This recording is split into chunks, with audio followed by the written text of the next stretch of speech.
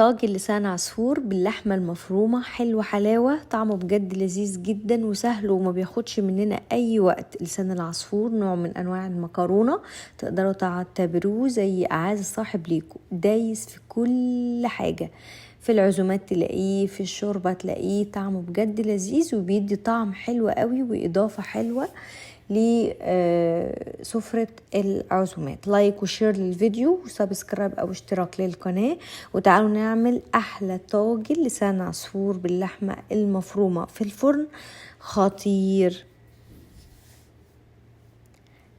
في حلة على النار فيها سمنة، هضيف عليها بصلتين كبار متقطعين قطع صغيرة، نقلب البصل في السمنة لحد ما البصل بتاعنا كده يدبل شوية، وبعدين ننزل باللحمة المفرومة. الحلو في الموضوع ان تقدري تعملي طاجن بربع كيلو لحمة بس، يعني بأقل كمية لحمة مفرومة تعملي احلى طاجن لسان عصفور.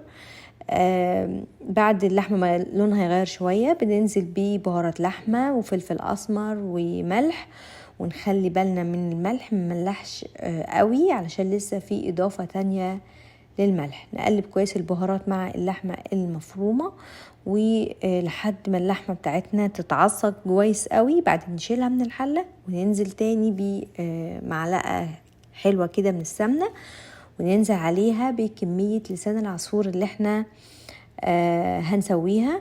نقلب كويس، وياريت ايدينا تفضل باستمرار تقلب في لسان العصفور علشان يحمر كله نفس اللون، يعني ياخد كله نفس درجة اللون، ما يبقاش مثلا في حباية بيضة وحباية حمراء، لا.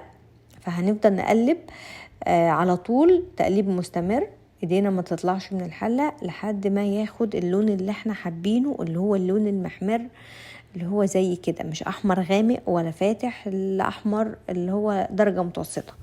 بننزل بعد كده بمعلقة كبيرة من الصلصة، نقلب كويس الصلصة كده ونشوحها مع لسان العصفور.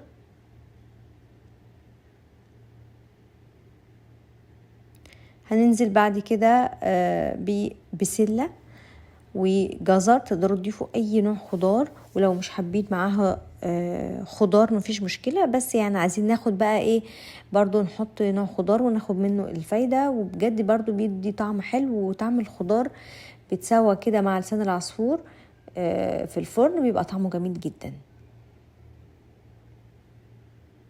ننزل بمكعب مرق، هيدي طعم حلو للطاجن. لو مش حابه تضيفيه مفيش مشكله، تقدري تستبدليه بشويه كزبره وشويه فلفل اسمر مكانه. لو عندك مكعب مرق وحابه تضيفيه ضيفيه. هننزل بعد كده بالشوربه، والشوربه تقريبا تغطي لسان العصفور بعقله او بعقله صابع، تمام، ونسيبه عندنا لحد كده ما يغلي ويبدا يتشرب.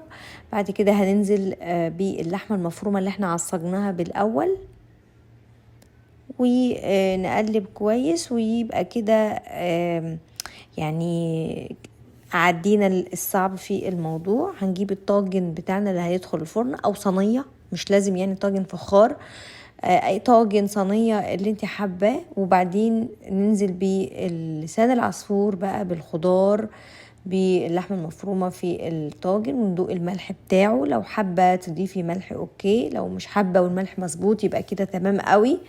وبعدين بقطع كده شرايح من الطماطم على وش الطاجن، واغطيه طبعا وادخله على فرن سخن لدرجه من 180 ل 200، هيقعد بالظبط تلت ساعه ويبقى الطاجن بتاعنا خلص. هيطلع بالجمال واللذاذه دي، جميل جدا، ولسان العصفور مستوي ومش معجن، مفرفر، وطعمه بجد لذيذ جدا. يعني جنبه بس كده شوية خضار او شوية سلطة، ويبقى كده الوجبة بقت كاملة متكاملة. البروتين بتاعنا اللي هو اللحمة المفرومة في الطاجن بجد ريحته لذيذة جدا وطعم رهيب جدا جدا، حاجة ما تستغنوش عنها في العزومات. بجد طعمه من اجمل الطواجن اللي انتوا تحبوها وتحبوا تعملوها لضيوفكم. يا رب يكون الفيديو بقى عجبكم، جربوا الطريقة وإن شاء الله تبقى لذيذة وتعجبكم قوي. لايك وشير، واشوفكم على خير، مع السلامة.